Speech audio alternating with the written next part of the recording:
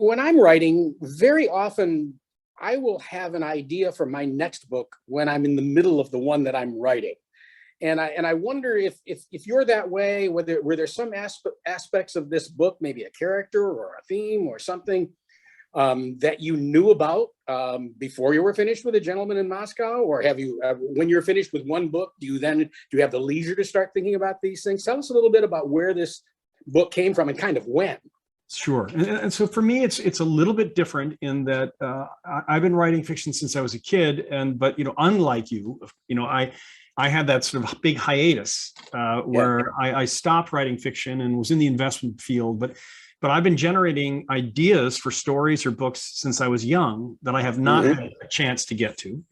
And typically when an idea presents itself to me, it comes as of a very simple notion, a premise, a sentence, like a guy gets trapped in a hotel for a long period of time. That was it, right? That was the sentence for A Gentleman in Moscow. And when I had that notion, very quickly, it often comes with some particulars, like, oh, it'll be in Russia. That'll be great. And he'll be an aristocrat and it'll be in a grand hotel and it'll last 30 years.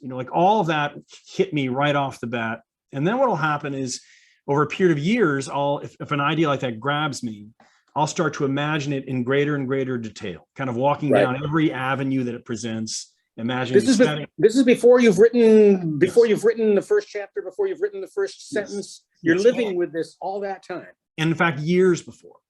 So because what I'll do is I'll start filling notebooks but now until eventually I have it's time to do another project, and because meanwhile I have different notebooks on different ideas at different levels of development.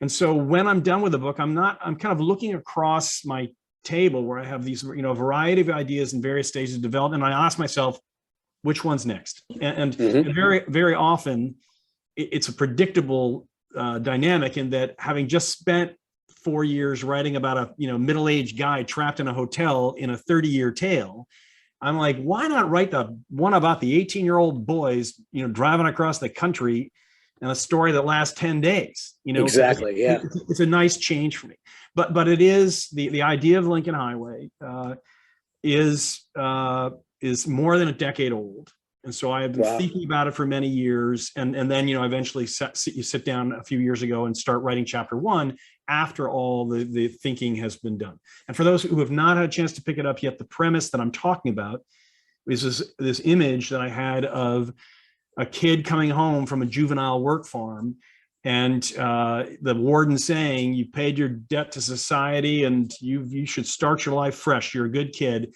And that's his intention. But it turns out when the warden drives away that 2 kids from the juvenile facility have hidden in the trunk of his car, and everything starts to go awry. That was really the sentence that I started with. And then I built from there. And then I eventually sit down and write when the time comes. When you can, Well, but I have to say it's amazing.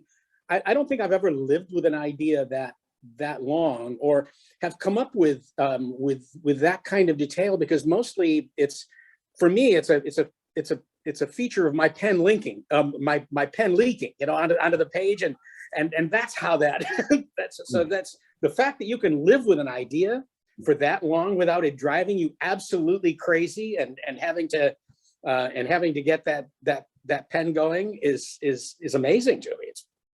I wish I could do it.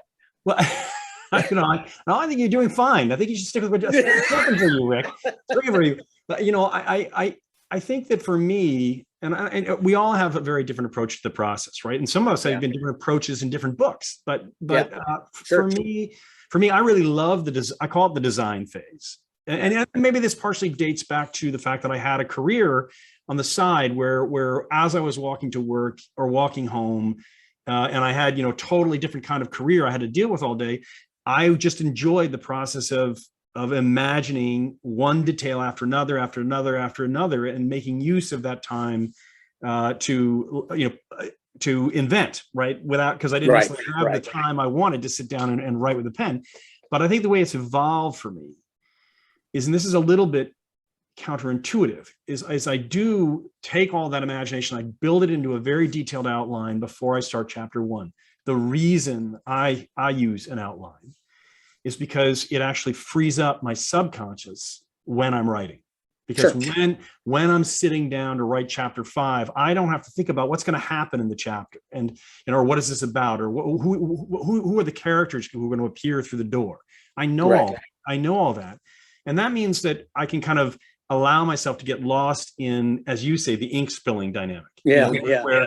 Where I know it's the setup. I'm into the situation, the scene, but then a lot of what comes out of the chapter is stuff that I wouldn't have anticipated, including characters doing things I didn't think, or ideas that rise up from the imagery that suddenly I realize, oh my God, this is really what this chapter's about. But I find that that's the nice balance for me, having a lot of planning and then following my instincts when I'm in the game.